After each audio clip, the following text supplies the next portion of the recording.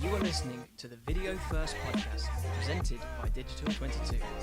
The show is hosted by Paul Mortimer, the head of growth, and produced by Jonathan Scrivens, the video specialist at Digital 22.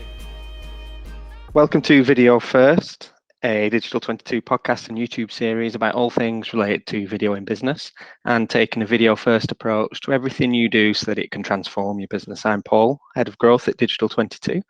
And we're doing things a bit different on this episode. We've got Bentz here from Vidyard. You're a partner manager. I'd like to introduce you to the show as our first guest on Video First. Thanks for having me. I'm so excited to be here and honored to be the first guest. So like Paul mentioned, my name is Bentz. I'm a partner manager here at Vidyard. So working with agencies like Digital 22, who offer sales and marketing services, and then add in video as a layer to that. So I work closely with them and helping them to build out the services that they want to offer clients when someone would purchase Vidyard. And it's been awesome to work with people like Paul who really understand how important video is and can really help their clients succeed. So I'm excited to be here. I think that this topic is great and it comes up a lot. We're going to be talking about how to be comfortable on video. So Paul and I were just saying that, we hear all the time, there's always a rep who is nervous. And so we want to give you tips that help you feel more confident so that you can create better videos and really see success. It's true that. And every training session I've ever been in around video, there's always people who are uncomfortable getting on camera. 100% the biggest obstacle. Yeah. I mean, even myself. Yeah. I was going to say, I came to work for a video company and I was so scared. It's a very new thing to a lot of people because we're used to FaceTiming or being on Zoom. I mean, everyone should be used to that by now. But 2 years ago when I started at Vidyard, it was such a different thing than I've ever done. And so I used to sit in a little room at Vidyard. We had these individual recording rooms and I would record 100 times the same video and waste so much time trying to get them to be perfect.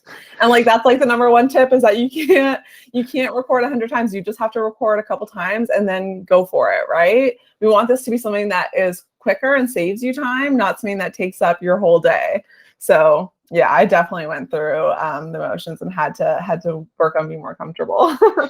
How often do you do a second take now, do you reckon? Not very often. I mean, if I have a big oopsie or something happens, then yes, I'll re-record. But I mean, I don't make prospecting videos anymore. So a lot of times when I'm making a video, it's quite long because I'm doing a recap or going over a presentation. So those ones I definitely don't redo because it would take me all day. So yeah, I always try and give myself a 3 retake limit. So I'll let myself re-record up to 3 times. And it's also interesting because when I first started at Vidyard, I was in an open concept office. So we were recording videos right beside each other. Now I'm at home in a room by myself. So it's a lot easier, but it's definitely possible to do it in that open concept space.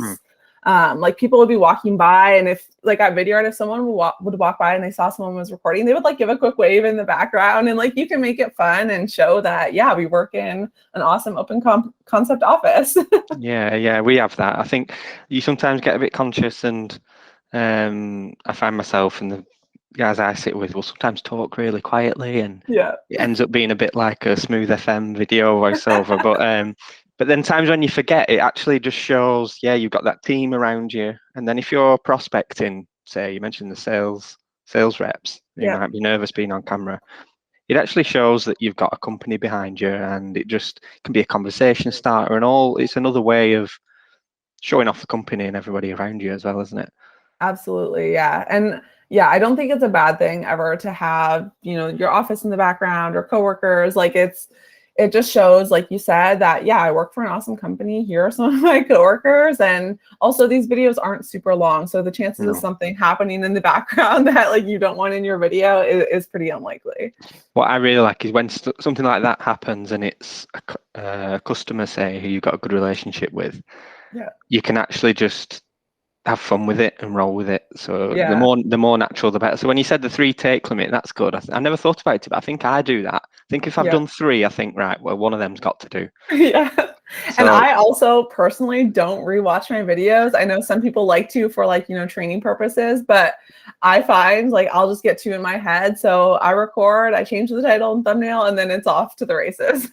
Yeah, you think back, were those mistakes acceptable? Yeah, they were. I'll send it. Yeah, definitely. Yeah, so I have some good tips, and we've got so much content about this, but I do think it's like a huge concern of a lot of people. And so the more comfortable you can be, the better chances you have of succeeding. So we really want to just help people feel more comfortable and confident. So when you joined Vidyard, you joined a video company, you said you were uncomfortable on camera. What's your journey been before Vidyard and before you started working with partners of a video company? Yeah, so I actually started at Vidyard right after graduating university. So I did have some background in actually podcasting. So it's fun to be back on a podcast. And so I was used to speaking and interviewing and things, but I wasn't used to doing that on video. It was all audio and we would edit it. So it was a lot more nerve-wracking coming in and, putting myself on video, and all of a sudden. So did you join a sales role? I did, yeah. So I joined as an SDR at Vidyard. So qualifying all of our inbound leads, and it was great. I learned a lot about the industry and how organizations are structured, and then I could take those interviewing skills that I learned while podcasting and then really apply them to that as well, to be able to like ask those deeper questions. So I started at Vidyard about 2 years ago, just over 2 years, and then transitioned into this partner role back in January of 2021. So it was crazy though, when I was an SDR, the influx of inbound we got once we all went remote, right? Yeah. Everyone all of a sudden needed video, and like you should have seen, our entire team's concierge calendar was booked with meetings from 9 a.m. to 5 p.m. Like, it was insane. So everyone realized that, okay, video is the next best thing to being there in person. We need something like this. Have you seen, I'm going a bit off topic of the show, getting comfortable on camera, but last one about that really. Have you seen a change in the past 18 months towards, obviously everybody went on video, but now we're coming back into offices and travel can loosen up a bit. Video still hanging around, or how is it now? Yeah, definitely. I think that obviously, yes, it's changing a little bit now that people are traveling a little bit more, but I do think that most people have realized that they need video regardless if they're going to be traveling, because it's going to save them time and money because they can do a lot more stuff asynchronously. It's never going to replace in-person content for sure. Like, I look at events, for example, and this is not, the one-to-one video, but being able to like host a virtual conference gives access to people all over the world versus just the people that can like make it to New York, right? So I think a mix of hybrid is going to be the way of the future, where, for example, events, they're going to have stuff in person. So people who want to attend in person can come, but then they're also going to have the asynchronous version hosted by video, obviously. And I think it's the same way for sales. Like, there's going to be, clients, or for me as a partner manager, there's going to be partners that like I want to go and fly out to and have those in-person strategy sessions and meetings. But then there's also going to be times where video is just as good, right? So it's not going away for sure. And especially with prospecting, like when you prospect, it's not like you were going to offices and knocking on their door. You were cold calling and whatnot. So that's definitely not going away. And an interesting stat at the beginning of COVID, what I believe HubSpot found was that buyers' inboxes were receiving like 2x the amount of emails, prospecting emails, but response rates were going down 30%. So you need to find a way to stand out, and video is an easy way to do that. 100%, and it's still there as an opportunity, isn't it? I think it's not going to be finite, but there is an opportunity to use video to stand out for prospecting. Yeah. And I like what you said there. That's a nice way of putting it. It's not going to replace face-to-face. Like we've come back to the office for that reason. We just found as an agency, our collaborative creativity suffered being remote. We just work better as a team in person, still safely distanced and everything, but the ability to have someone at the flip chart and a couple of people in the same room, and it just is more powerful in a video call. That's a fact. Yep. So it's not going away, and delivering a presentation and a pitch or something like that is going to be better face to face. Yep. But video isn't going away when you wrap it around that, because like you said, the inbox is so polluted, and phone call. When did you last get through to someone on an office line straight through? I can't even remember. Like, I know. And I feel like when everyone went remote, it was like, okay, well, everyone just leave your phones at the office. We'll figure it out later. Yeah. So I don't even try and call offices anymore. No, I give it one token effort and then that's it. Send a video. But yeah, it's there, isn't it, to build rapport, and also just working generally in the world. Working with, like, you're in Canada, I'm in England, and we can work together and we can do calls, and it's much nicer to do it over video. So being on camera is not going away. You mentioned we're doing a lot of FaceTime and stuff anyway in our personal lives. So if anything, it's going to benefit there. Definitely. So what have you got for us in terms of tips from your experience when it comes to getting comfortable on camera? Yeah, and I also just want to add a statement before we get started. So I have also heard people say, you know, well, now everyone's doing video, so am I still going to stand out? Well, I can assure you that not everyone is using video. I work for a video company.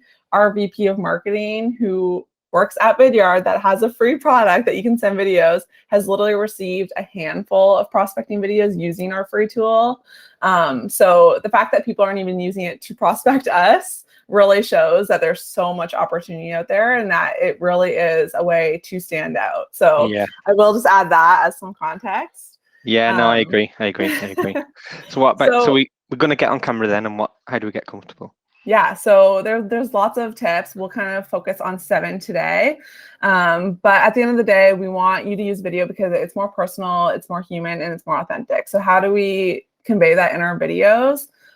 First step I have is you always want to know what you want to say. So hopping on a video and having kind of no plan is probably going to lead to you fumbling over your words and rambling. So I always like to, if it's more of like a prospecting style video, I'll make a few bullet points of the things that I want to say, have like a structure or a loose script, but you also don't want to be reading off of a script because they can see where your eyes are going. So we do have our speaker notes. So I always recommend having, like, you know, maybe 3 bullet points, putting them in the speaker notes, and then that's right below your camera. So it looks like you're looking right at the camera.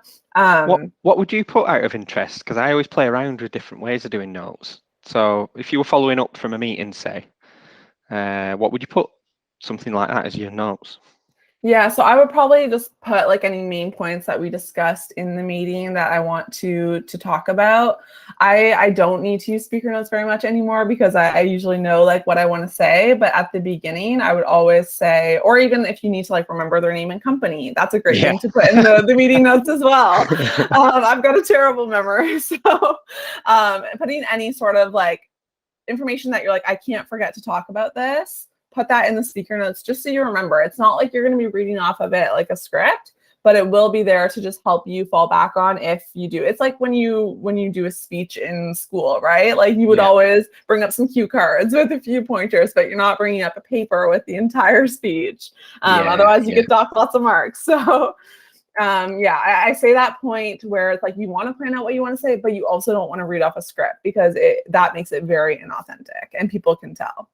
Yeah, and I think you put more pressure on yourself trying to learn a script or read it word for word. I think there's times where we do use scripts for like a website page conversion video or something. It makes that a lot faster. But when I'm sending you a message, just personal, I wouldn't have a script in a conversation. So exactly, you got it. And that's like the best way to look at it. If it's a more produced video, of course you're going to have a script because you need to make sure you're saying certain things. So like get that script in advance, make sure you know your lines. But in these more one-to-one casual style videos that you're literally just recording on your computer webcam, you don't need a full script. Like you know what you want to say, you're going to plan it out, but you're not going to read word for word. Because otherwise, then what's the point of having a video? Like the video is there to show your personality and talk like you would on a call like this. So you're not saving time as well because you'll sit poring over the script, even if it's just for 20 minutes. That's 18 minutes too long than you need to spend. Yeah. Definitely. Yeah, so that would be my first tip. So 1, make sure you're preparing, but don't over prepare with like a full entire script. Just have those main points and use the speaker notes in Vidyard's free Chrome extension to lay out what you want to say and just make sure that you're not forgetting anything really important in the video.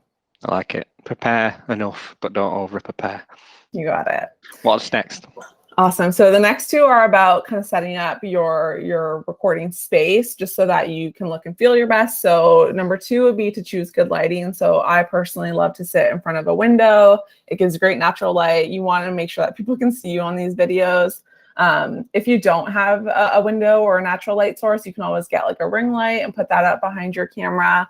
My webcam on my Mac is awful, so I usually need some extra lighting. But you just want to make sure that like you're feeling good, you're looking good, and then that way it's just going to be easier when you're recording, and you're going to be more happy with the end product. I think that's an uncomfortable thing to admit for people, but it's true. No matter who you are, if you look better, it's like power dressing, isn't it? Yep, 100%. You don't go to an interview in your scruffiest outfit. You go in something that you feel good in. Definitely. So if you're uncomfortable on camera, part of it will be that I guess, feeling of sounding or looking a bit not your best. Yep. So if you can at least set it up so you look good, that's a good point. That I never really thought of that, but that does help, and I do it subconsciously. Yeah, definitely.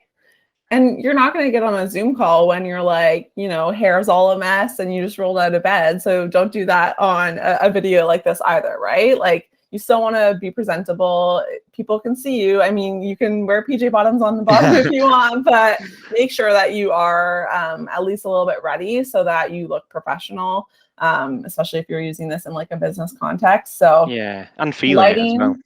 Yeah, and then the third point to that, or the additional point to the setting up your camera, would be to set up the camera at a flattering angle in terms of the height of your camera. So a lot of people, if they're just using a laptop, for example, it's going to be like below your chin, and it's not the best angle. So if you can rise up your laptop, for example, or use a desktop, it's just going to be more flattering. So it's best to be kind of at eye level with the camera. I have like a riser from Amazon that was $20, and I just set my laptop on it, but you could always use like books from around the house or a box or something like that. But it does make a difference. When I don't have a stand or something to raise it on, I definitely feel like more self-conscious. So being able to have that at a more flattering angle will just make you, again, feel better and make it easier to record. Two good things that made me think of as well is I did some HubSpot training a while ago, and it was the sales boot camp, and they were talking about if you stand up when you're ringing somebody, you get more energy. So again, that's good for on camera. You got more energy just by being stood up. Definitely. But yeah, when you said about having the camera at eye level, that's actually a good working practice anyway, isn't it? That's how you should have your desk set up. So. Yeah, 100%. I can definitely always feel it in the days where I don't have my laptop raised in my shoulders. So for ergonomics sake, have it at eye level. That's a good point. And yeah, I agree about the standing up part. It just gives you kind of that confidence. It's like the power pose, right? Where it's like, okay, I'm ready. I'm really engaged. Like my whole body is engaged. So even when you're cold calling, like that's a great best practice. Obviously, you don't have to stand up when you're recording videos, but it is a good tip. So I love that. Cool. So chose some good lighting. Got the light coming hopefully from a natural window. Yeah. Natural light source. You got the camera at a good angle, so you're in shot, and you've not got, I don't know, a political poster behind you or anything like that. Yeah, it's actually crazy how much people pay attention to the things like in your background, for example, and not in a bad way, but it was so funny. I sent out a introduction video to a prospective partner that had reached out, and I sent her a video the next day. We got on a Zoom call, and my camera was flipped because I was mirroring it for one, and she was like, I noticed that your door in your video was on the left, but now it's on the right. Which side is it on? And so it was so funny. I couldn't believe that she like noticed those types of things, but people are quite intuitive. And so it is nice to like have a background. You don't want to have like the mess of your house or an unmade bed behind you. So that is another thing to consider as well. But again, like don't get too caught up in those things that it prevents you from stopping. Just like change the angle of your camera or move to a different spot just to record the video. It doesn't need to be at your desk where you work all day. And yeah, exactly. Just to record the video, exactly. You could just moving your camera 10 degrees could move the light to the right angle, or move the waste paper basket out of shot. Yeah. Or just as quick as that, isn't it? Exactly. Yeah. Like I recorded my bedroom, and on my videos, I tilted up just enough so that no one can even see that my bed's behind me. So it's definitely like possible to do that. And again, like you can always go somewhere else to record the videos. Like in the office, I used to go into one of those recording rooms, or like into our big town hall that had like this amazing natural light.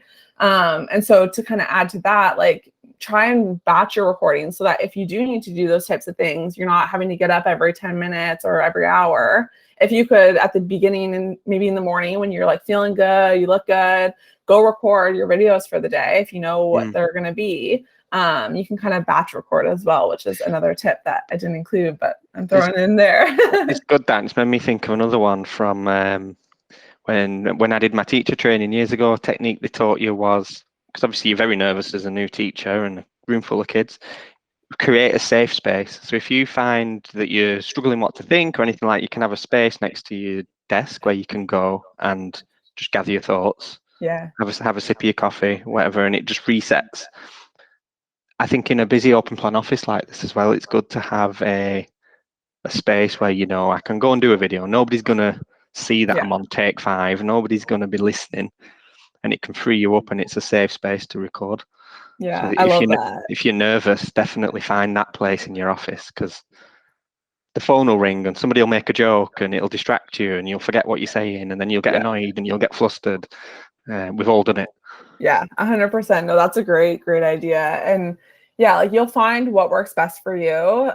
So I always just say lean into that. Like I record in my bedroom with my door closed. Some people want to be like, you can record outside if you want. Like you can find what works best for you and just kind of roll with that. Like everyone's going to have a different office environment. So if you work in a super loud environment where you're uncomfortable recording at your desk, go to a different room. It's even like, I know some people, when it's a really quiet environment, that's almost more awkward because then everyone can hear you. It's like cold calling when it's dead silent and you're like, oh God, everyone's going to hear me. Yeah, like you just have to find what works best for you and what makes the most sense.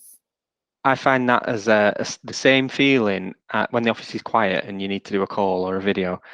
It's the same feeling you used to get when, like, you were at school and you'd go and talk to that girl you liked in front of your friends. Like, you know, that same nerves. Don't mess it up. Yeah, everyone's listening. Oh my God. Yeah, it's so true. It's so true. But yeah, I mean, at the end of the day, like, if you're having success, then who cares if people hear you? Like, they should start making videos too. So that's true. Okay, so now we got set up. Have you any tips around once you're in the video and once you're getting going? Yeah, so the next one would be to talk slower than usual. So obviously, like when we're nervous, we always speed up. I am a very fast talker naturally, so I really have to be intentional about how fast I'm speaking, especially like on a podcast like this. We always like think faster than we speak, right? So we want to make sure that we're not talking so fast that they can't follow what we're saying. So try not to rush, like be intentional about your thoughts. Again, having those points to kind of guide you, that can help so that you're not as nervous. And just, you know, pause between thoughts. Just force yourself to slow down. It will make you feel calmer too, which is kind of a win-win. But it also conveys confidence to the person that's watching. So you being very intentional about what you're saying instead of just kind of rushing through to get it over with as quickly as you can so you don't mess up shows a huge amount of confidence. So try not to, like, you know, talk at snail pace and make your video 2 times the length that it should be, because you also want to be mindful of how long a prospecting video is, for example.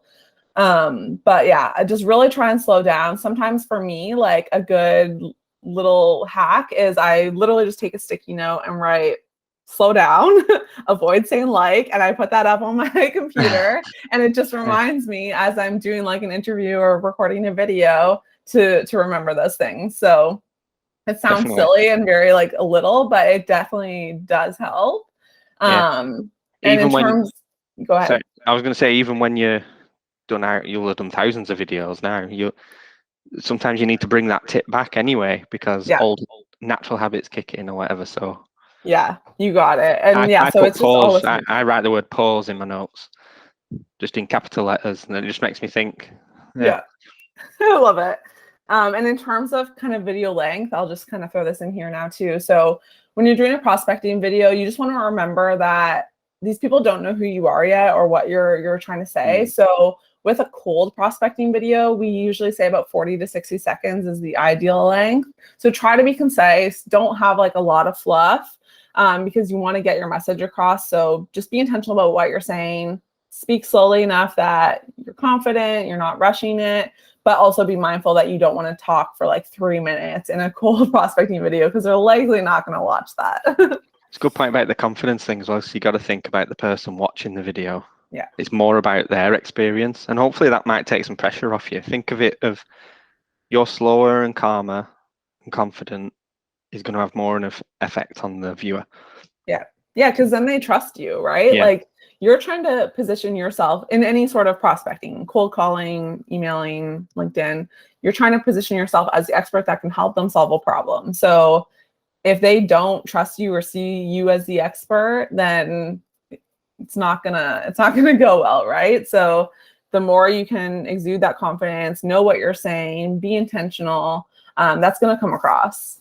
And then you keep doing it more. You won't need to force yourself to slow down because you won't be as nervous. Yeah, like you got it. Any more tips? Yeah, so these last three are very similar to what we've kind of been saying this whole time. But my next one would be don't worry about the little mistakes. So those little things like things happening in the office or saying or having to collect your thoughts, those are all okay. It makes us human. Yeah. We've actually done a study and we compared like people who had a perfectly polished video on like a nice webcam or DSLR versus someone making a video at their webcam in like one take. And those very human, quick videos that were recorded once actually performed so much better because people realized, oh, this person literally is sitting at their desk making this video for me. It's not just a generic video going out to everyone. And those actually perform better. So having it personalized, which we haven't even talked about. So including something like their name in a thumbnail, making sure that you're saying, hi, Paul, when you're starting your recording, those types of things really matter because it makes them feel like, okay, this is for me. I need to watch it. They took the time out of their day to record this video. I'm going to take 60 seconds to watch it. So don't worry about those little things. They actually make you feel more human and people are going to like you more because they see that you're a real person reaching out to them who can help. So authenticity always wins in videos like this. 100%. I'd love to see the stats on that as well behind it because I believe it and feel it's true, obviously. Yeah, 100%. But yeah, let's get the link to that in the show notes. Definitely. The description. And then the next one is what we've been preaching this whole time, but don't do a million takes. If you're recording a video, it's going to be so tempting to keep recording again and again until you get it right. But while it's okay to do a few takes, we've said, that three limit, like it's just going to take up too much of your day. You're going to get frustrated and then you're going to stop recording videos because all of a sudden your whole day has been trying to record the perfect video. So and you send one. Exactly. And then it doesn't get a view, so you give up. Like you have to give yourself that limit of, okay, I'm going to record 3 videos. And when you first get started, send out videos to like your family or people who it doesn't matter. Like they can just watch it, give you some feedback. That's a great tip. Yeah, like it doesn't need to be a scary thing, but obviously the first 10 times you record are going to be scary because it's something that you haven't done. So record a video, send it to your friends, send it to your partner, send it to your mom and dad. It can just be as simple as you saying hello. I actually have someone who does a challenge with new reps and they basically give them a list of 10 ideas of videos that they need to record. And it's not related to business at all. It's literally like, tell me about your favorite Christmas gift. Tell me about your plans for the weekend in like 60 seconds. And it just makes people feel more confident. So that's a great way to kind of get started and just learn how to record a video. Where are the buttons? Where's the stop button? That. Yeah, do it. And sales managers who we send this to, if you've got a team who will be hesitant of being on camera, which is the biggest, most common objection every business has. So you listening might be sold on the idea of video, but you're worried about your team. There's a great way to do it of just And again, it's back to things we used to do at school at the start of a new class. It would be share the class, your pet's name, and what you did at weekend, and things like. It's just breaking that fear of doing whatever's new, isn't it? Yep, and learning the process, right? Like yeah, I also I have people who always ask me, like, you know, how do I get better at ending the video so I'm not looking down to find the stop button each time? And it's like, okay, well, when you hit start, leave your mouse on the button. So all you have to do is click. Like there's little things like that where you learn as you record more and more videos. And then it just takes away that awkward bit at the end where everyone's looking down to find the stop button. So if you can record a few videos and send them out to people where it's very low pressure and you feel comfortable sending it to someone, send it to Paul and I. We're happy to watch your videos. So yeah, that's definitely at the beginning. You just need to set a rule. I'm only going to record this at the beginning. Give yourself 5. Like, just don't try and record something 100 times because you will get frustrated. Learn it from like I did it. And I'll tell you something as well. We should try and find the stats for it. But if you send one where you mess up, that is the one your prospect will actually talk to you about and smile at and feel a relationship building with you. 100%. Like, even my friend, so my colleague and friend, Courtney Christie, she posted on LinkedIn, this was like a year ago, but she was recording a video for a prospect. She had the prospect's name on the whiteboard, but as she was recording, she said the wrong name. And then she went and she was like, oh my God, that's not your name. Like, and corrected herself. And she sent it to him and the person loved it. Like, they thought it was so hilarious. It's so easy to do though. Because you'll be going, right, I'm going to do this video for Katie, and then you get your document set up, you think about what you're going to say, you check that the light's right, and that's a minute's pass, and Andrew's come over and asked you a question, and you go, I'll come in there in a minute, I'll do this video. Right, hi Andrew, blah blah blah, and it's like, oh man, definitely not Andrew. So like roll with those things, right? If you can be confident, laugh it off, like your prospect is likely going to be laughing with you too. So and the goal of these videos is to get a response. So she got a response and it ended up being like this hilarious story. So yeah, I always just say like roll with the punches. Think about like how much you would enjoy, I don't know if enjoy is the right word, but like I would laugh if someone sent me a video like that. So yeah, definitely it's okay to like have little things, catch yourself, carry on. There's also a pause button. So if you ever do need to like collect your thoughts or cough or something, like pause the video and continue. You don't need to start from the beginning every time. And also just say, oh, sorry, just have to pause there. Just check so-and-so. Exactly. And I think you got one more tip. Did you say you had 7? Yeah. So last one would be to just keep making videos. I think the number one thing of why someone won't succeed with video is because they try it once, they send out one video and then they don't get a response. Well, I'm going to tell you right now, not everyone's going to watch your videos, but it's the same as cold calling. It's the same as anything else. Like you have to just continue to do it and do it multiple times and follow a sequence and carry on. And that's when you will start seeing success. So try and get more comfortable, do some practice takes, start doing it, like try it out for 3 months. Like really, you do need to continue with this for it to work because you're going to get better at video in that time. You're going to continue to send things out. People are going to learn what the heck this whole video thing is. And that's also to say, like, if you make a video for someone, you can use it more than once. If they don't respond to the first video that you send out, introducing yourself, you can connect with them on LinkedIn, start engaging with them on LinkedIn, send them that video again. Like there's a lot of ways that you can repurpose these videos. But yeah, just keep making videos. If you fumble or you mess up or you get a weird response, like that's one person versus a ton that are going to love it. So try not to overthink it and just keep recording. Don't overthink it and keep recording. I like it. So know what you're going to say, prepare, but don't over prepare with what you're going to say. Choose some good lighting and choose a sensible camera angle. So some good natural light, nothing distracting in the background if possible. And if you're nervous, you said talk a bit slower. And don't worry, don't sweat the little mistakes. Be natural, be yourself. And with that, don't do a million takes. And then, I think keep making videos is a great tip because it'll make all those other ones become natural, won't it?